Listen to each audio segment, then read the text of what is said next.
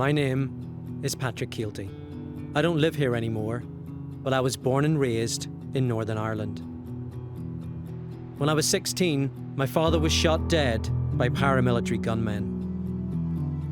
He was one of thousands of innocent people killed during the Troubles, the 30-year civil conflict that turned this place into a war zone.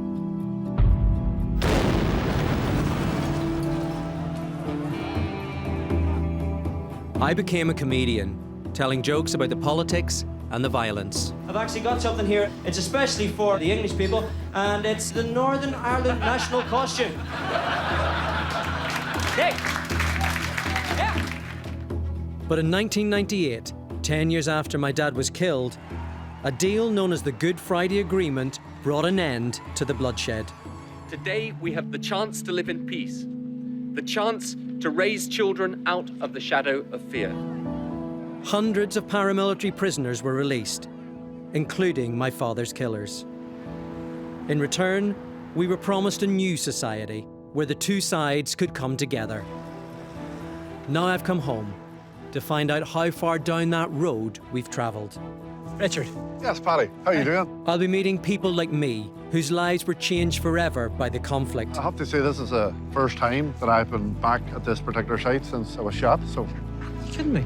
And confronting those responsible for the violence. Do you regret what you did? I can't say that I regret what I did, Paddy, to be honest with you. I mean, I want you to be honest.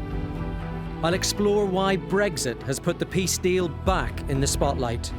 This is the border. There's no frontier post, it's just I'm in Northern Ireland, I'm in Southern Ireland.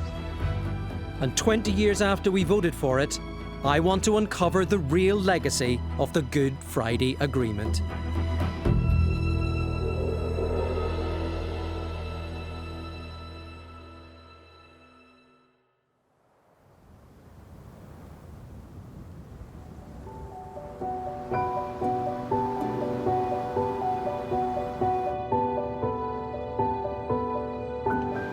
We are currently driving through the middle of the Mourne Mountains in County Down, and this is home. Dundrum, where I was born, is just a few miles on the north side of the mountain. Whenever I come here, you find yourself driving along, talking to yourself like Billy Connolly. And when you look at the light and the way it comes in, and it's just the most gorgeous, you can keep your Malibu. This is it. Like, look at that. I mean, you know, when we were growing up, we didn't realize how beautiful this place was. And what was going on in Belfast meant that this was quiet. There was no visitors, there was no tourists, nobody came.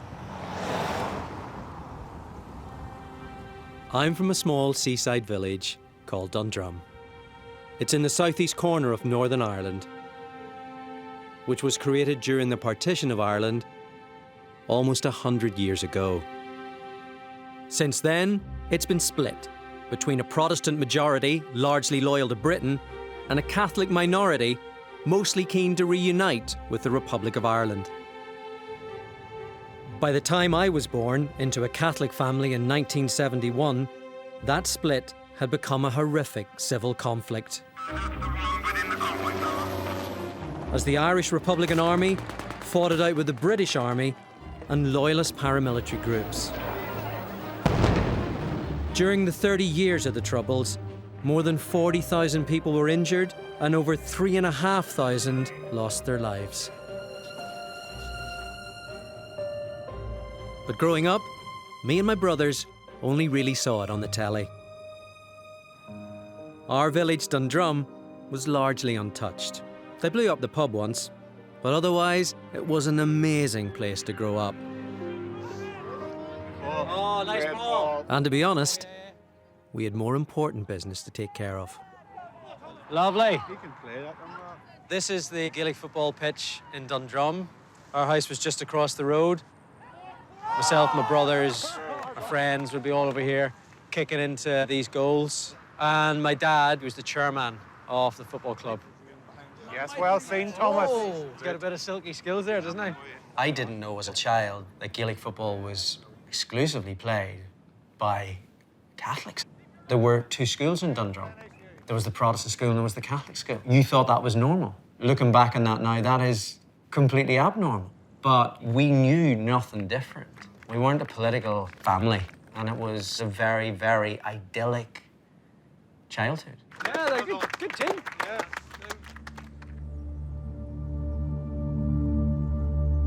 That all changed on the 25th of January 1988, a week before my 17th birthday, when a car full of paramilitaries pulled up outside my dad's office. Two hooded men armed with handguns walked into the contractors at about 11:30. They shot Mr. Keelty several times. I was in school, and I was asked to go to the headmaster's office. And they said, your dad's been shot. And I remember saying just immediately, is he dead? And they said, yes.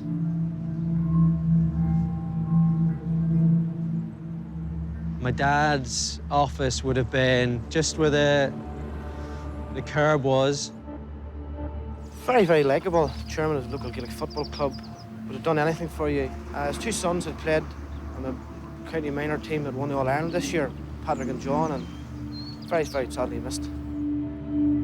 Everything about it felt you were going through it, but it wasn't real. There's a report about the man who's been killed. They're mentioning my dad's name. It became clear that the businessman may have been murdered by loyalists. The police have asked anyone with information about Mr. Keelty's murder to contact them. Nothing prepares you for the numbness that you actually feel when you go through it. There was someone from the village that was involved, someone who knew him and who met him and had decided he was next. I find that strange, even after all this time. My dad wasn't involved in politics, but he was a well-known Catholic and an easy target. And although they never caught all those involved, 3 local loyalists were given life sentences for organising his murder.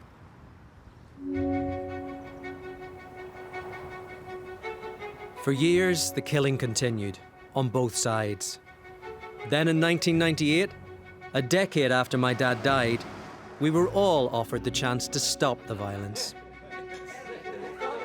Every household in Northern Ireland, including mine, was sent a copy of the Good Friday Agreement. It set out a plan to disarm the men of violence, release paramilitary prisoners, and for both sides to share power in government. And then we voted on it. The people of Northern Ireland have given their overwhelming backing to the Good Friday Agreement. Yes, 71.12%.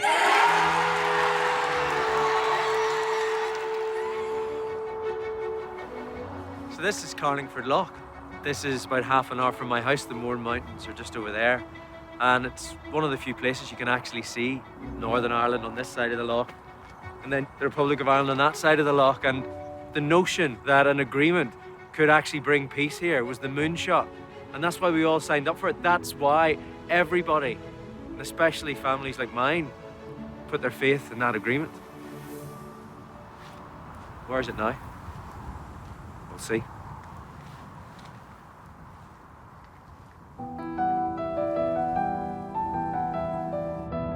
My first stop is Belfast, which has been totally transformed by 20 years of peace.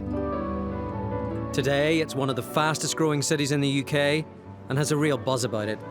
Busy, vibrant, and definitely on the up.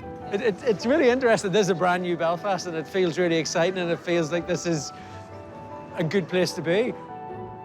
But take a drive out of the city centre, and there are still some reminders of the bad old days. In 1998, the peace deal said all paramilitary groups should put down their guns. While most did disarm, some are still active. Welcome to Mount Vernon in North Belfast, a stronghold of the loyalist Ulster Volunteer Force. The UVF were involved in over 400 sectarian murders during the Troubles, including my dad's. I'm here to meet former UVF commander Billy Hutchinson. Billy was convicted of the murder of 2 Catholics in 1974. He renounced violence in prison, and these days he's a local politician, but his party still has links to the UVF. Billy. Hello, Paddy. How are you? Keeping well? well? You well? I've met Billy before at my stand-up shows, and I'm hoping he can tell me why the UVF are still active here 20 years after the peace agreement. So whenever you signed up to join the UVF, what age were you? I was probably 16. So you joined the UVF at the same age I was when my dad was killed, and yet I never thought about joining the IRA. Well, I grew up in the Shaggle Road, which would have been seen as very pro-British. I can recall the thing that actually affected me was the bomb going off in the Shaggle. And when I turned up at the place, they were lifting bit of bodies and putting them into clear plastic bags. And there was an 18-month-old baby on a pram that was blown to bits. And I knew the parents. I felt what the IRA needed was a dose of their own medicine. My dad wasn't IRA. The 2 Catholics that you killed weren't IRA. How do you go from seeing innocent people killed to actually doing that yourself? The whole thing about it is, whether you were Republican or Loyalist, you would have argued there was a cause. You can't justify that to anybody else. That can't be justified to the outside world, but you can justify it to yourself. Billy served 16 years in prison. While inside, he signed up to the peace process and went on to help negotiate the Good Friday Agreement. So I'm a bit confused about the artwork outside his office. One of the things in the agreement was that we need to draw a line under the past. Yeah. Why is it 20 years after the Good Friday Agreement, the UVF are still here? And there's a mural on the side of the wall saying, prepared for peace and ready for war. Well, I mean, there's a whole lot of reasons why those things are still there. Whenever you don't have a stake in society, the flag becomes the most important thing in your life. You've got 89% of people that live in this state are unemployed. You know, it's a brilliant state. People want to move on. People want to get jobs and do all that, just do normal things. But it's not normal. It's not normal, Billy, because that mural isn't George Best. It's a man with a gun No, and I agree with you. saying we're ready to go. Can you see how that would unsettle someone like me? Of course, Paddy. If it was my choice, what I would do is take the wall away, but not everybody would agree with that. What are the circumstances that they're ready for war? I don't think there are any. I think that we have moved on. I think paramilitaries know that the war's over, and I think that that's where paramilitaries are at. I like Billy. But 20 years after the agreement, I find it really, really strange to have a conversation with someone in a building that still has this on the side of the wall. And I didn't say this to Billy, but the artwork isn't particularly good. I mean, they look slightly more prepared for the cold than ready for anything. still, the Good Friday Agreement has helped to drastically reduce the level of violence in Northern Irish society. At the time of my dad's death, there were thousands of armed paramilitaries, and it would have been easy for me to pick up a gun myself. The Sacred Heart Church in the County Down village of Dundrum was packed for the funeral of local building contractor Jack Keelty. My dad's brother had been approached in the graveyard by the IRA to say, look, you know, we could probably use a couple of good, smart, strong, strapping lads like those Keelty lads. If they're interested in revenge, they were told in no uncertain terms where to go. But you can see how people's pain is channeled into causing somebody else's pain. Everybody wants to believe that the people that they love died for something. My dad died for nothing. He wasn't a political figure. He wasn't taking a stand. He had a building firm. He employed both sides. That wouldn't be considered a stand anywhere else. I mean, he was just doing the right thing.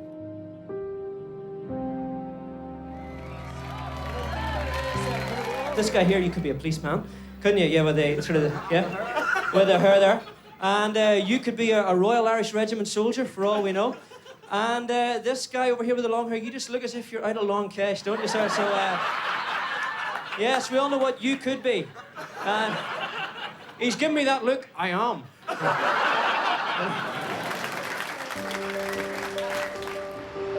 A year and a half after my dad was killed, I moved to Belfast to study psychology. But don't read too much into that. My real passion was stand-up comedy. This is The Empire, where 25 years ago I first got on stage and tried to find the funny in what we were living through. Having difficulty with a mortgage? Not sure where to turn to? That's where we at IRA come in. Because when it comes to real estate, nobody shifts property quite like we do. Because my dad was killed, I felt I had a license to speak on behalf of everybody. It meant that no one could say to you, that's too far. Again, ladies and gentlemen, welcome Tuesday night at the Empire. Give it up! Excellent!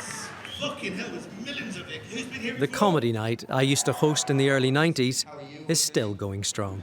How's it going, David? Where are you from? England. England. Just stand up, just turn to everybody in the room and just go, we're really sorry. Okay, yeah, good. Yeah. And I've come back to see what impact 20 years of peace has had on the young comedians of today. Double act Shaw and Lowry are about to make their debut at the Empire. Guys, I mean, they are baying for blood. I mean, if I Set us at ease. you know, I've played this place before. If I were you, I'd escape now. Okay, so I want to talk about material. What type of stuff do you do? Do you stay away from the politics? Yeah, completely. Yeah, we're more sort of a surreal, absurdist sort of act, I would say. Do you class yourselves as one religion or the other, or one community as the other? Very apolitical. Apolitical and very atheistic. So I would say I would be. Like, I grew up in Ardoyne, and Dave actually grew up in Ballysillan. So you couldn't So avoid it. Ardoyne is the Catholic neighbourhood. Yes. And Ballysillan is the Protestant. Okay. Or yeah. Essentially sworn enemies. Yeah, that was the general vibe of it. Because my family were actually quite staunchly loyalist, which was weird, and then me, which they're all sort of. Well, hang on. So what do you mean staunchly loyalist? So. I probably shouldn't say this. Well, no, you should. No, you should say this. So my granddad was an Orange man, and so he'd have been one of the guys marching and. Yeah, exactly. Yeah, but it just never appealed. When I was growing up, there was always like a pressure, like to, subscribe to a certain ideology. Now, without the Good Friday Agreement, we wouldn't have had the opportunity maybe to come together.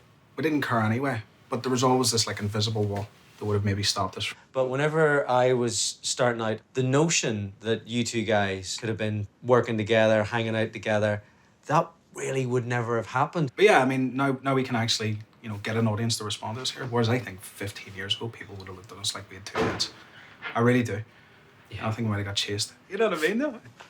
Guys, thanks for chatting to me. Go kill them. I mean, in Belfast, that used to be a different thing, but...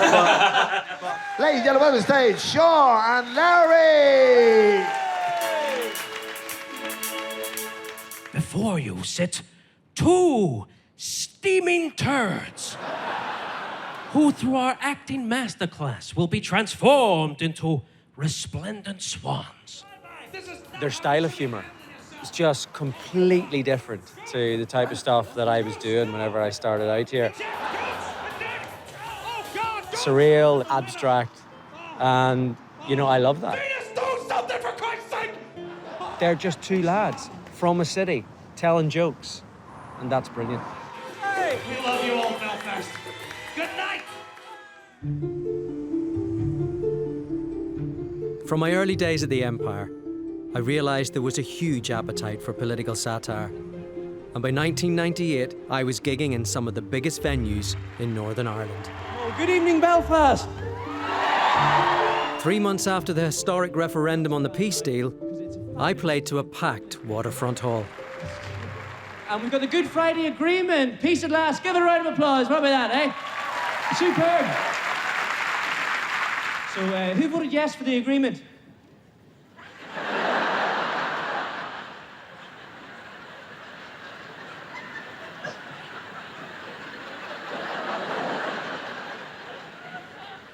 The only combined audience of continuity IRA and DUP in the whole of Ireland.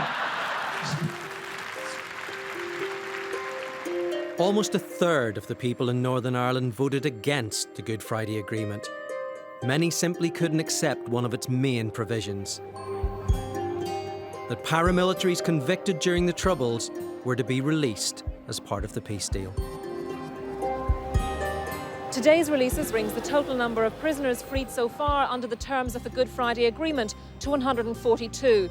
William Bell was freed at the Maze, and Delbert Watson and David Curlett were released from Maghaberry, the three men convicted of the murder of Dundrum businessman Jack Kilty, the father of comedian Patrick Kilty. In terms of the people that killed my dad getting out, I can only speak for myself. I can't forgive them for what they did. But whether or not these people are in jail, it's not going to bring my dad back.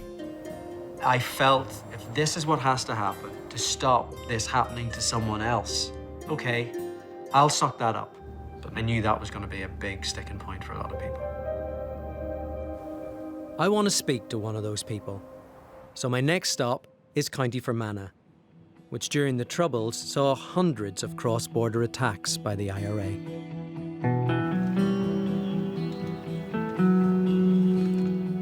I've come to the Protestant church in the village of Achadrumsey to meet a staunch opponent of the Good Friday Agreement.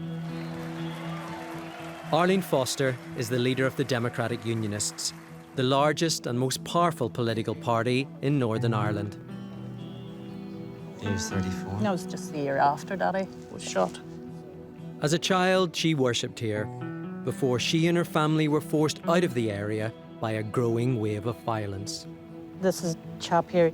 That was way back at the beginning in 1972. What really strikes me about this graveyard is it's so small. Yeah. And there's so many people that were killed. It certainly had its fair share of funerals. My father survived, thankfully, for 32 years after he was attacked. Under the leadership of Ian Paisley, the DUP argued against the Good Friday Agreement from the start, claiming that it threatened the union with Britain. This is an evil day that has come to our province. We have enemies without, we have traitors within. Despite 20 years of peace, Arlene and the DUP still don't fully support the agreement, and I want to know why. So Arlene, what was it like growing up so close to the border?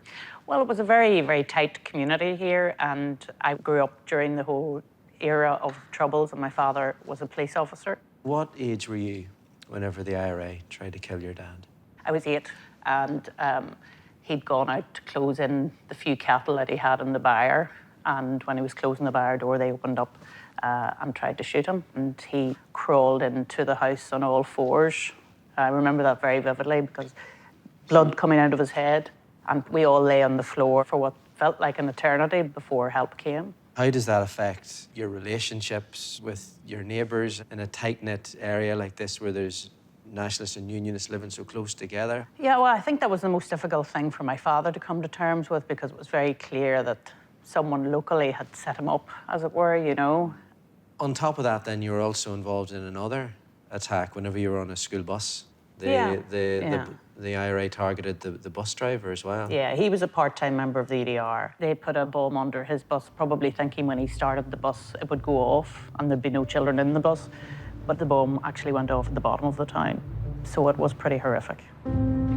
Age 17, Arlene was interviewed in the aftermath of the bombing. There was about 2 or 3 seconds silence, and then everybody started to scream, and I got up and said, don't panic, and everybody get out. Having lived through the attempt on her dad's life and the attack on her school bus, Arlene went on to study at Queen's University in Belfast, alongside a rather dashing young psychology student from Dundrum. You know, you and I have so much in common in terms of your father was attacked, my father was killed, and then we ended up at Queen's at the same time. That's right. I get into comedy. You get into politics. Yeah. I would have signed up for the Good Friday Agreement. I thought that was a good idea. You weren't so sure on that?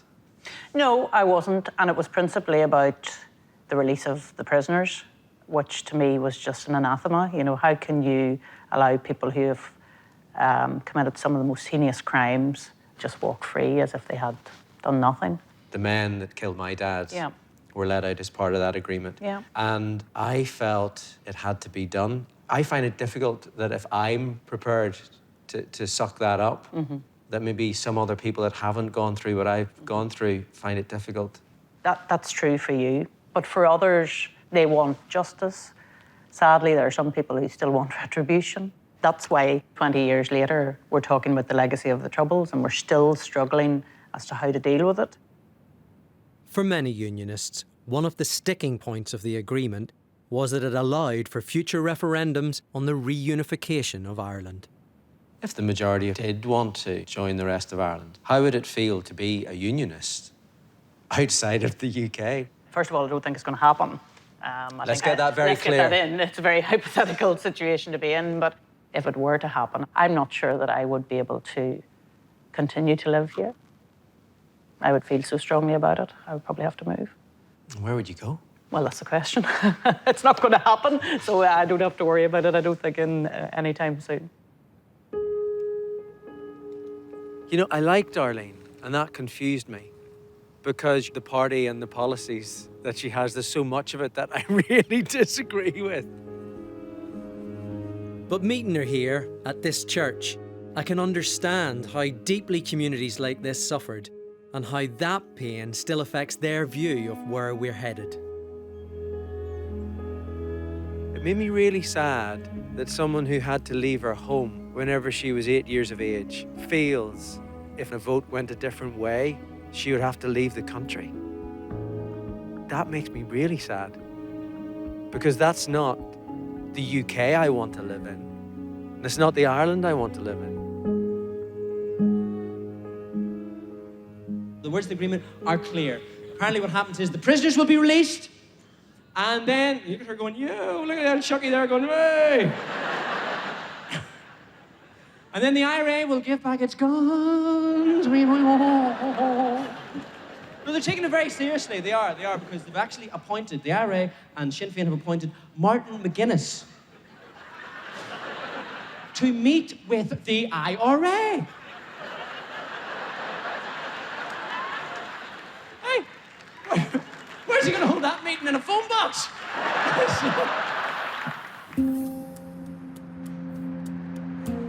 More than 500 prisoners were released as a result of the peace deal, and over half were members of the Provisional IRA.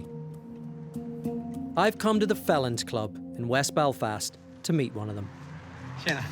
Fáilte go cumann na Murlach, Paddy Keelty. There you go. Over in a wall. Okay, let's go. Shana Walsh now works for Coista, an organisation that helps former Republican prisoners. But he used to be an IRA commander in the Maze prison. I want to ask him why he thinks letting out hundreds of paramilitaries was key to the peace process. So, Shana, after all these years, I've made it to the Felons Club. Why have I not been here before? It would have been coming down as sort of a step for you, Paddy, like, let's face it. You know, talking to the former IRA prisoner community. Let's talk about why did you join the IRA? What made me actually make the jump into the movement was the behaviour of the British Army. They would raid houses at 4 o'clock in the morning, seal off whole streets, you know, house to house. If you weren't quick enough to get your door opened, you got it smashed in. And if you're anyway lippy or whatever, as teenagers tend to be, they would beat the crap out of you. So, whenever you signed up for the IRA, you would have known that you weren't joining the Boy Scouts. You were joining an organisation that was going to kill people. Well, that's what you were trained to do. We were involved in an armed campaign to bring an end to British involvement in Ireland. It also involved a lot of people being killed that weren't involved in anything, a lot of innocent people. There are a lot of things that happened which don't sit comfortably with the passing of time. Do you mean you regret it? I regret the fact that we were at war. Do you regret what you did? I can't say that I regret what I did, Paddy, to be honest with you. I mean, I want you to be honest. No, I wouldn't be true to myself if I was saying that I regret what I was involved in, because I'm actually proud of having been involved in the struggle here. Shana was one of the longest serving of all IRA prisoners. He was first arrested aged 16 in 1973 during an attempted bank robbery to provide funds for the IRA.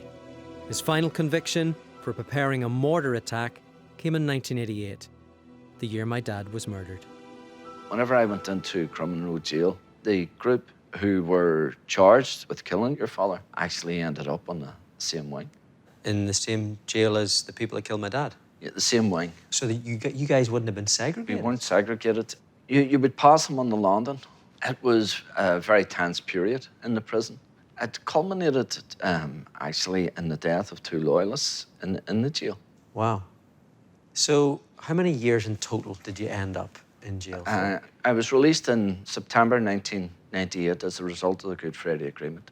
I was 42 years of age at the time, and I'd spent 21 of those years in jail. So when the moment arrived that you knew you were out, how did you feel? Well, it was a sense of unbelievable elation, to be honest with you. You use that word elation, really? Oh, absolutely.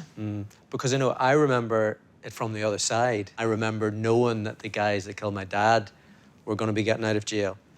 And I remember at the time feeling, if this can bring peace, we got to do this.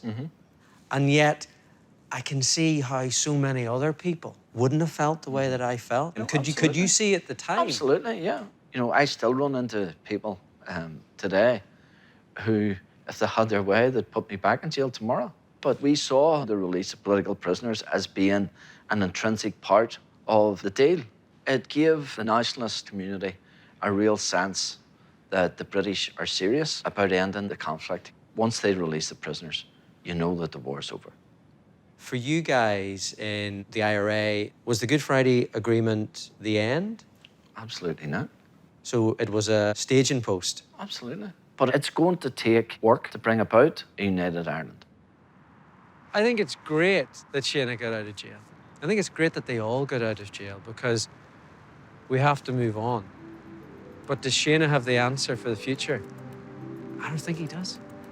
You know, Shana's really convinced that there's going to be a united Ireland and that what he believes is going to happen in the future will happen.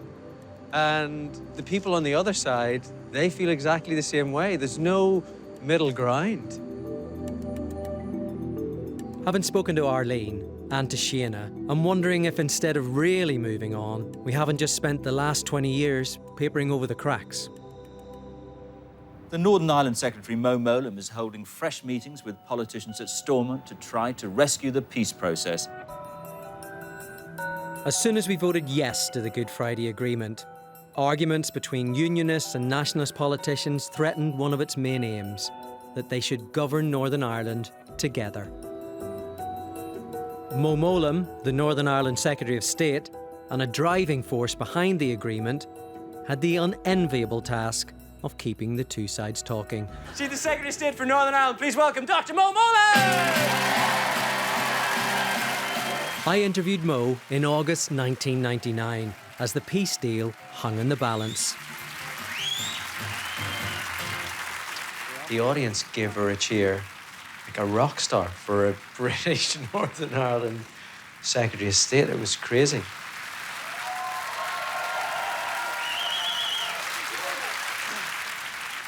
So it's been a quiet week then. What have you been up to? It's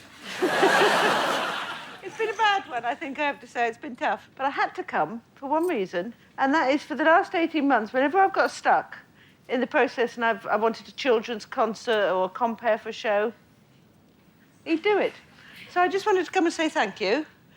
And very nice. Then... What, do you want something else now? Are you going to... No, I don't. I'm booked up for Christmas.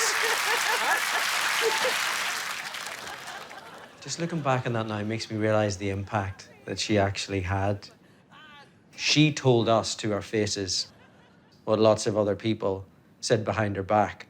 Oh, for fuck's sake, can you not just sort it out? Is it as difficult as it looks? Are we ever going to get there? Yes, we are, because people want it. Mm. And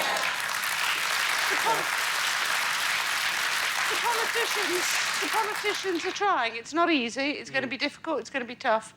And it may take a wee while, but we're going to make it. Secretary of State Mo Mowlam. It's almost what we needed. And looking back on it now, it's almost what we need again. Mo was struggling with cancer even then, and she died in 2005.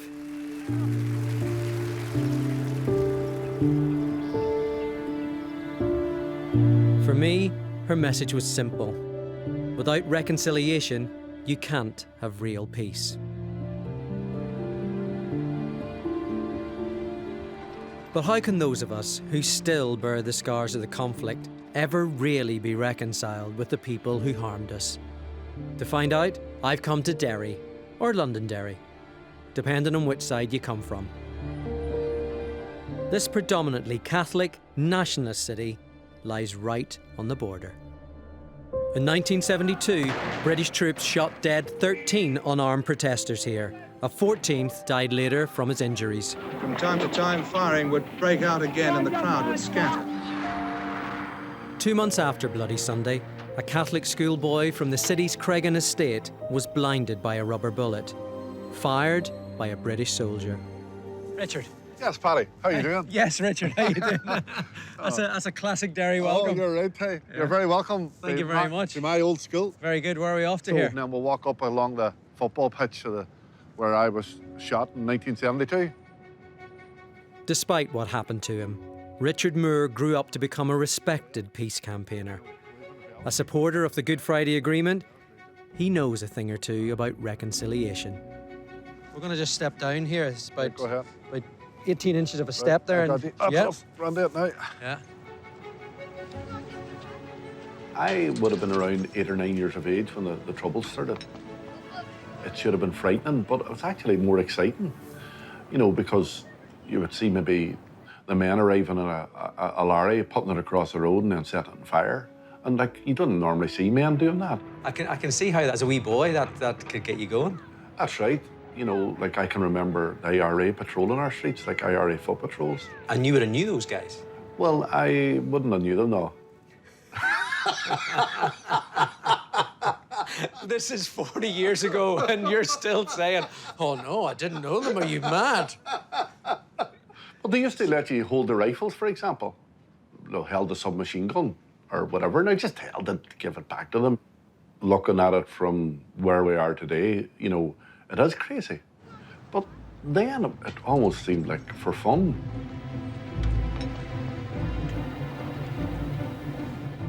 You're looking at the backs of the houses there, are you? Yeah, we are indeed. Well, that's where the army lookout post was positioned. So I was shot at the bottom of that, down there. Like, how clear is all of that? Because it's how many years now? Well, I have to say this is the first time that I've been back at this particular site since I was shot, so... You kidding me? I've never been back here before. I've been up at the school, but never down to the actual site of where I was shot. And the view that I have now, that's the last thing you saw? That's the last thing I saw. And you know, what's interesting to me, there's children playing in the background. You can hear them playing. You know, in my mind's eye, I see them. So this, you know, the sounds takes me right back. On that particular day, I got out of school as normal and ran along the bottom of the football pitch. A British soldier fired a rubber bullet. It hit me here in the bridge of the nose. I lost this eye. I was left completely blind in that eye, you know. For my parents, I think it was one of the most awful things that could happen. One day, their 10-year-old son is out playing football, and the next day, I can't walk across the living room without having to feel the wall. That just must have been... I can't even get my head around it. I brought the rubber bullet with me. I don't know if you... That's the actual... That's the actual one there. It was lying on the ground beside me, and the teacher picked it up. It's not very often, Richard, that I'm actually stuck for something to say, but... You're back here, and you're carrying that bullet that changed your life. As a result of his experiences during the Troubles, Richard went on to found the international charity Children in the Crossfire. And 13 years ago, he also did something extraordinary. He sought out and befriended the British Army soldier who shot him. Me meeting Charles in no way is trying to say that what you did was all right. What Charles did was wrong that day. But if I keep banging that drum, you blinded me, that's not going to progress anything. You know, I knew that I forgave the soldier. Now, hang on a second here. We can't just skim over that. Why not? Well, now, you forgave the soldier. Yes. Now, this is for me really the nub of the Good Friday Agreement, because the very first page of the Good Friday Agreement talks about reconciliation. But for me, these people killed my father. Can I forgive them? I don't think I can. I wouldn't dream of saying to you, you should forgive the guys that killed your daddy. I don't think I have any right to do that, and it's totally understandable that you wouldn't. If anybody thinks that because I forgive Charles, it's going to take away all the hurts that were caused to me and my family all those years ago, it's not going to happen. But what forgiveness does is allow you to let go. It's not about the other person, in my view, it's about yourself. Richard's definition of forgiveness clicked in my head, because he said, forgiveness isn't about the other people, forgiveness is about you. Forgiveness is about, can you move on, live with it, and make peace with yourself? And in a weird way, I was listening to him and I was thinking, shit, maybe I've forgiven these people, but I know I haven't. You know, I'm not going to go and shake the hand of the people that killed my dad. I'm not going to give them a hug and tell them it was okay.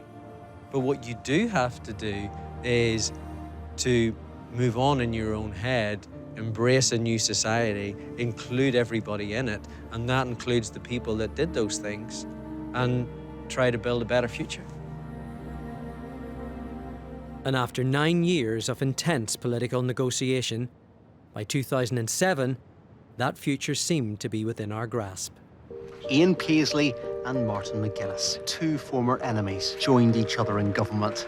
I affirm the terms of the pledge of office as set out scheduled. On the 8th of May, to the amazement of the watching world, Ian Paisley of the DUP and Martin McGuinness of Sinn Féin finally formed the power-sharing government envisaged in the Good Friday Agreement. I believe Northern Ireland has come to a time of peace, a time when hate will no longer rule. How good it will be to be part of a wonderful healing in this province. Do you ever think you get to the stage where there'd be bombs in London and we're not planting them? Do you ever think you'd get to the day when you'd miss us? Remember the good old days? We used to ring you up, have a wee chat, tell you where the bomb was, what time it was going off. Oh, yeah. Oh, we were a better class of murdering bastard, we were. It took a while for the Good Friday Agreement to come good, but for a decade, nationalists and unionists governed here together. Then, in January 2017, power sharing collapsed. Martin McGuinness walked out of government amid a row between Sinn Féin and the DUP. And today, there's still no government in Northern Ireland. That's not what I had in mind when I voted for the peace deal, but I want to know what other people think. We're just doing a wee doc on the 20th anniversary of the Good Friday Agreement. Oh, right, yes. And how things I have... remember it well. Why can't we get our heads out of the past? It seems to be the politicians can't get their heads out of the past. We want to get on with everyday life. We want the kids to be educated and make it a better place. The politicians need to get on with it, yeah. No doubt about it. Get a finger out and get back to do what they're getting paid to do. And start making decisions and stop falling out over insignificant nonsense. And run it from across the water. Is that what you think? Seriously. Direct? They're not doing that here. Do it directly from across the water. To bring back direct rail? Yeah. Wow. They're so caught up in the past that they're not living in the present and not giving us a chance to have a future. So I've met Tara for the first time today. Today, yes. Totally first time, 3 different friends. And we're getting on like a house on fire. I know nothing about her background. I care less about her background. This is kind of how I wanted all of this place to be 20 years on. I think we need more people like you. I think there's plenty of us out there. I think there are. Thank you. That was brilliant. Thanks, guys. Yeah, it's funny when you ask people here about the Good Friday Agreement. It feels like these people are being failed by the politicians. The politicians should have grasped that fresh start and taken this society somewhere else. And this place is booming and this place is brilliant, but it's in spite of those politicians. This is Stormont, home to the Northern Ireland Assembly, where those politicians should be hard at work. When you come up to this magnificent building, It's more impressive than any Parliament building that you've ever seen. And yet, listen, there's nothing. This place is empty. It's like the Marie Celeste. I've come here to meet Emma Rogan, a young Sinn Féin Assembly member. Paddy. How you doing? Welcome to Stormont. It's a lovely place you have here. Absolutely, absolutely, yeah. Emma's constituency includes my home village of Dundrum, and I want to get her take on why things aren't working up here. When I go around the country and I'm talking to people, these aren't the most popular people, the politicians. How does it feel to be a young politician in a government that doesn't exist? Well, it could exist if the arrangements that were made 20 years ago in the Good Friday Agreement were implemented. But we need the institutions up and working for every single citizen, regardless of your religion. There was awful things done on both sides, and you and I both know that.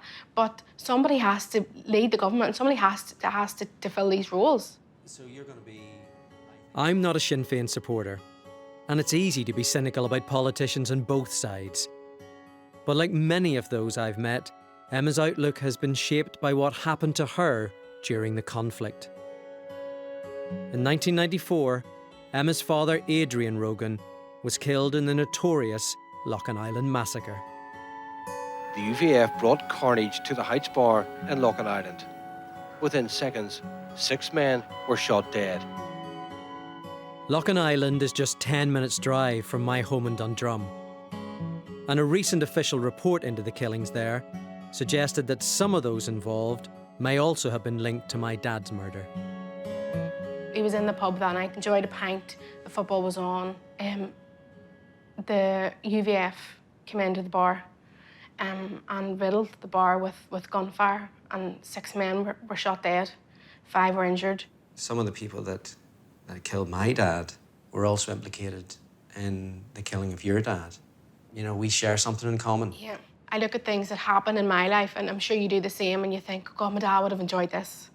Like the day I got my driving test, and I knew that day he'd be so proud. The day my brother's children were born, my nieces and nephews, you know, those are the days that you think, what we missed out on. These other people were allowed to enjoy that. They got their Christmases and they got their family passing their exams and getting married, and like, what did they achieve by doing that to us? You know,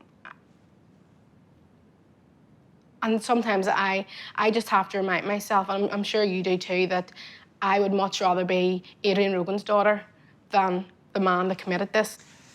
I often think about this, and I think that when you know that your dad was an innocent man, my dad was innocent, you know, I think that really helps you get through it. Yeah. Sinn Féin is made up of a lot of former IRA people that actually did some terrible things too. Can you see how difficult it is for the other side to put that behind them and come together? To be perfectly honest with you, I did struggle with it for a while. I did struggle with, well, the IRA did to other families what the UVF did to my family. But I don't want what happened to me to happen to anybody else because of their religion. I think we need to move on from that. That was hard. I mean, that was hard for me. You know, to grow up where I grew up and for Loughin Island to happen so close to where I was. You know, I remember seeing Emma as a kid on TV walking behind her dad's coffin. And she said something, and it just got me. And it's about being proud of your dad, being proud of your past, and moving on.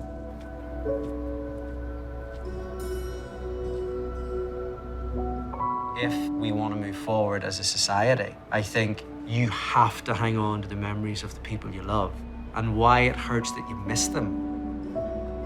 But you have to say, how is this going to change? Are we going to be the people to change it? Good evening! Woo! And I've come to the realization, I'm happy to announce it here in Belfast, my hometown, that I'm technically now a Protestant. That's, yeah.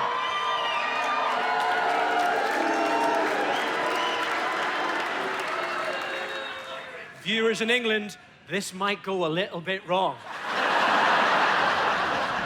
So here we go with today's geography lesson. And today's subject is borders. We are about to make the arduous border crossing between Northern Ireland and Southern Ireland, and it's just happened. There you go.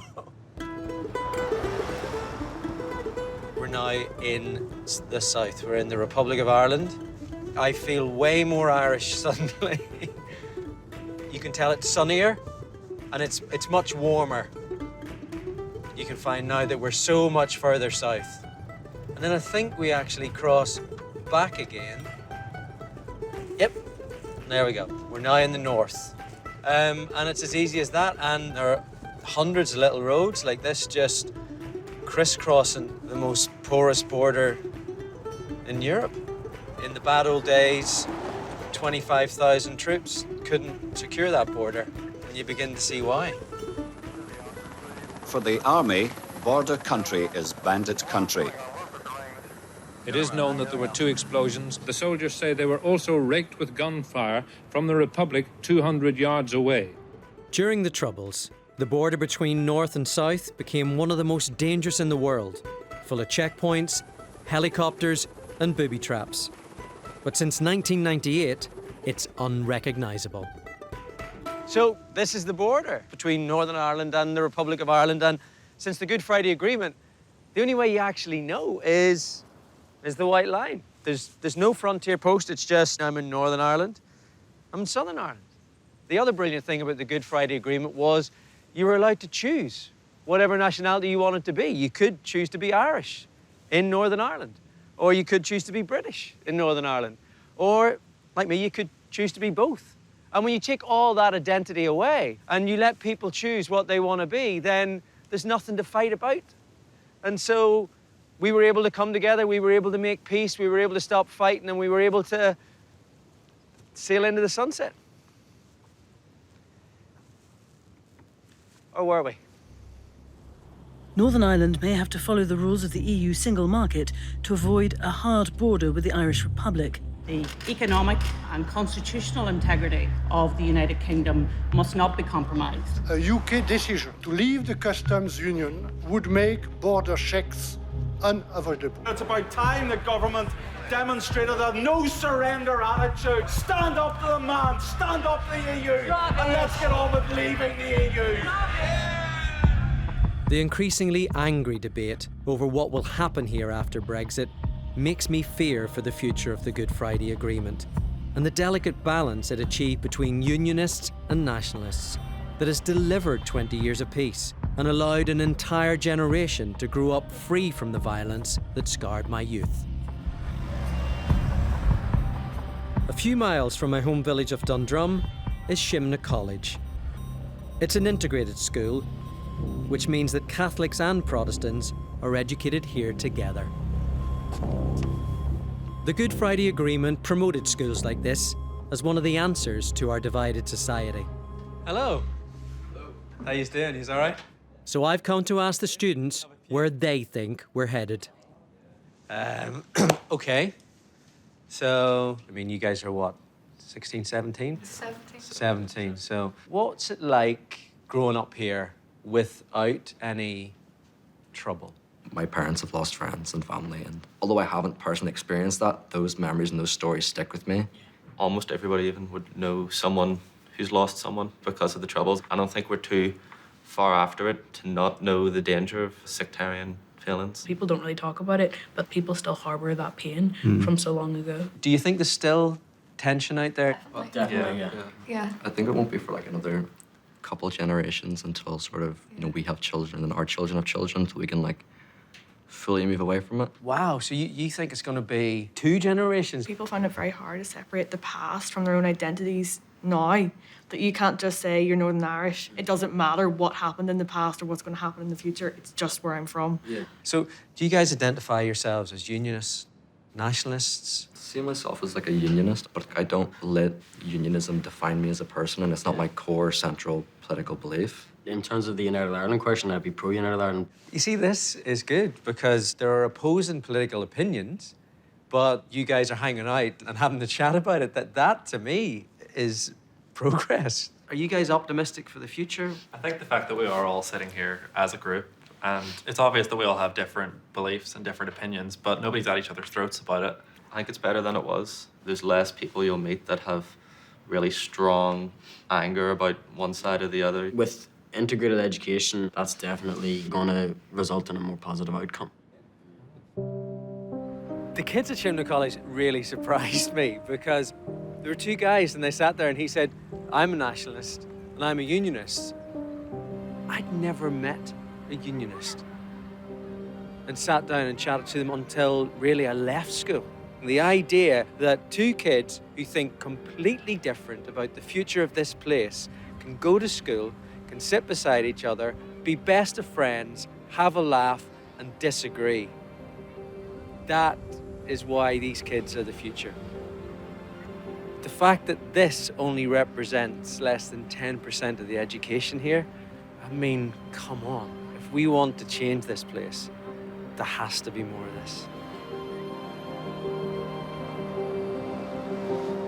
Before I leave Northern Ireland, I've come for a pint in Dundrum with my brothers Cathal and John and a few of our mates. You look at Belfast, it's not this big scary place people think it is. You'd be worried walking through central London. I've been out with you on a night in Belfast, Cathal, and I've been quite worried. That was exactly why I got it. It's been 20 years. Should we just accept the fact that because we're not killing each other, that's good enough? Possibly not, but the way things were, you know, have to appreciate how far you've come. relatively, it's pretty good progress. I think with the whole sorting the border and Brexit, everybody's expecting a political process to roll out, and there'll be hiccups and there'll be hurdles, but they'll get there. But you'd want to check that, lads, before you put that up. When I started all of this, I was frustrated. I wanted the future that I voted for to be here now. But what I've learned is that it doesn't work like that. You know, just because my dad was killed, like thousands of other people here, doesn't mean that I own that agreement any more than anyone else who voted for it. And if those people are scared, are hurt, or have reasons why they can't move as quickly as I want them to move, that's really valid. And the fact that nobody, hopefully, will have to go through what me and so many other people had to go through means the Good Friday Agreement has succeeded. We have peace. And where there's peace, there'll always be a wee bit of hope.